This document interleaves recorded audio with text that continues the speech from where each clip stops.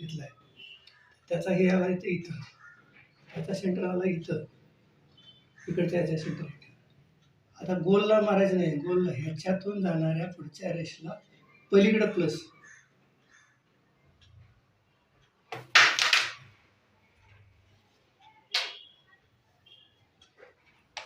गोलला capture केलं, इकडच्या गोलला capture केलं, हा सेंटर इथं आला.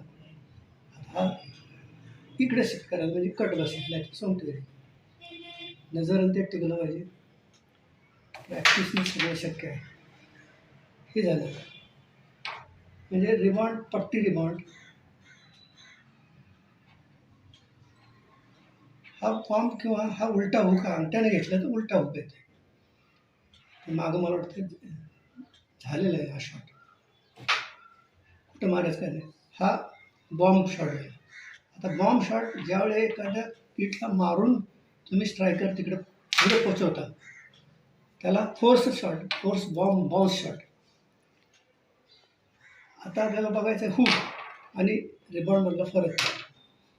हा निम्मा बोर्ड आहे. निम्म्या बोर्डच्या साधारण 75% बोर्डाच्या मागं जे घेतले ते रिबाउंड पद्धतीने घेतो आणि त्याच्या पुढे गेले की ह्याला रिबाउंड मारायला अँगल जास्त असा कोण सापडत नाही.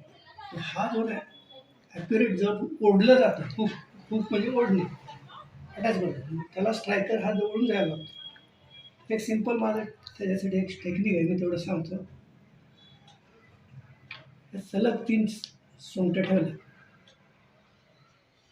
त्यामधली काळी सोंगटी ओढली बाजूला. आता ही तिसरी सोंगटी अजून आहे, ही लाईन आणि ही लाईन ॲडजस्ट होईल त्या अँगलमध्ये परफेक्ट मारलं. हा जरा अभ्यासाचा पार्ट आहे, तर हुक यायला काय अडचण नाही. म्हणजे हुकला अँगल बदलतोय. आणि अजून एक शॉट आहे, त्याला मी शटल शॉट म्हणतो.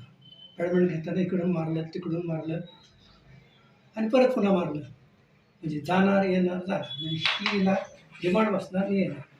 हा रिबाउंड इथं यायला पाहिजे या हिशोबात म्हणजे ते मारायचं.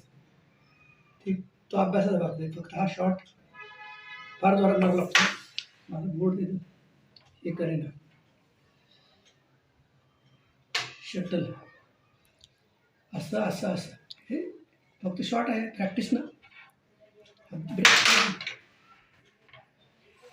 अभ्यास मी पण करतोय. शटल कसं